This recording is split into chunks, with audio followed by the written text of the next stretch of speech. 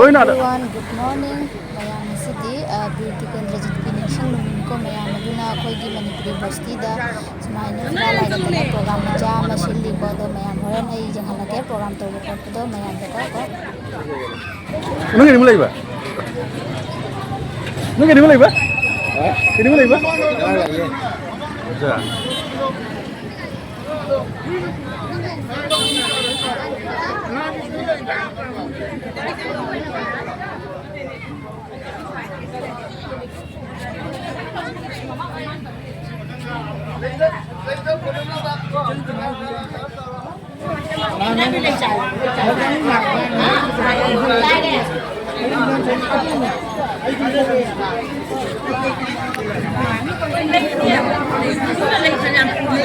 Ay, mahak pergi mana ni?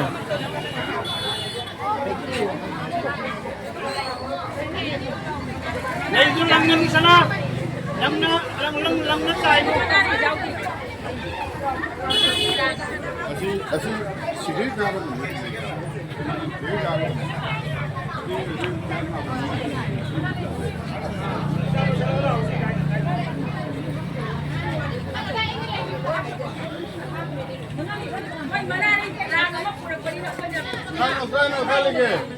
Ay, nagpigi man ni, siya nagpigi man ni.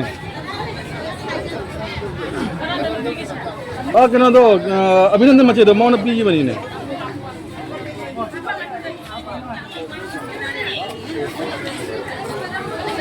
Tu jauh sih, mana ni jauh sih dia. Luar bo. Luar bo yang hobi bo.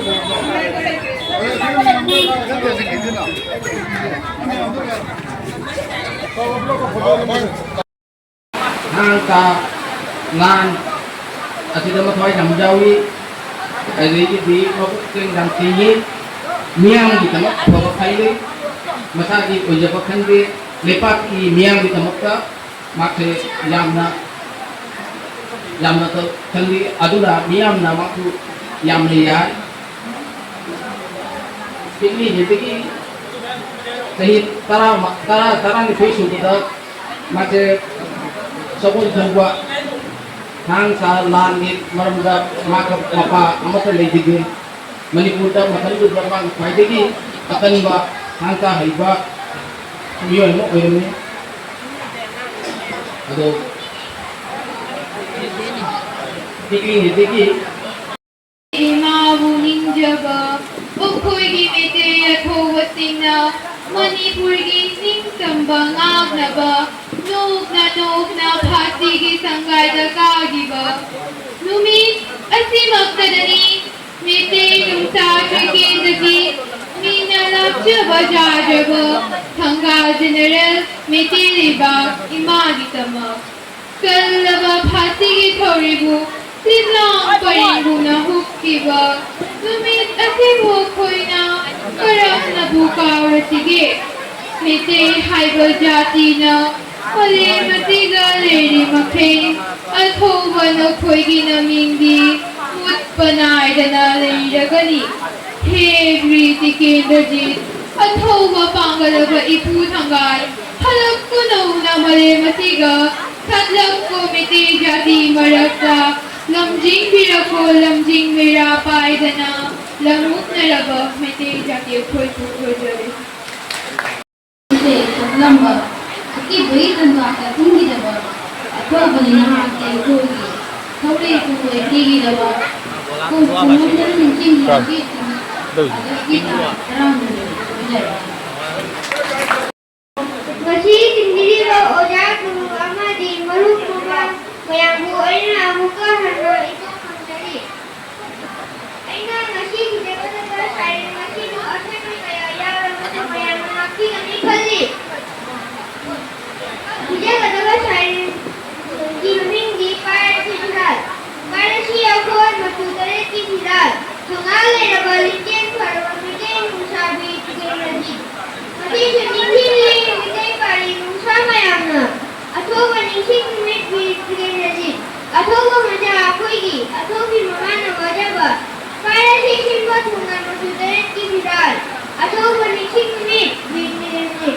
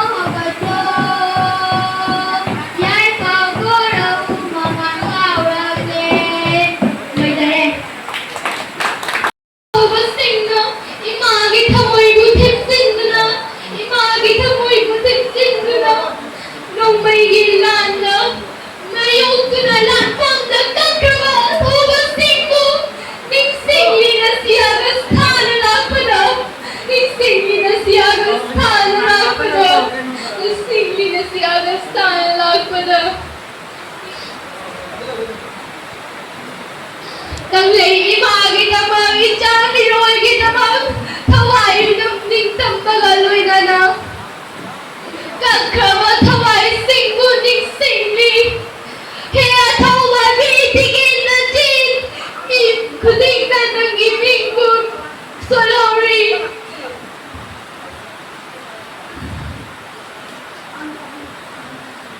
Ay guru maruk mapa ichinaw khwai punamakpu ay amadi आई रोविना Rajshree Bhagyachandra club की महूत सिंधुना तरा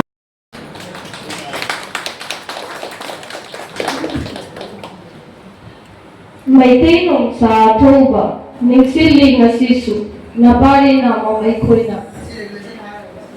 Nasigi thora masigi athoiba mithunglen oibigadoriba Bhaigachandra ki ningsilup ki president W Brajavasi Singh Babu stage ta linking birakna baili ningsing jari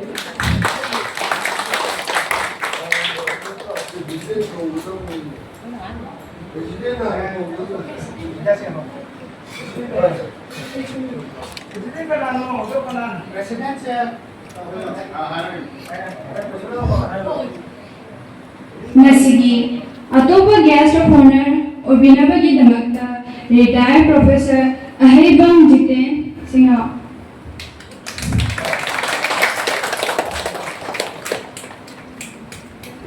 Social activist Santosh Rajkumar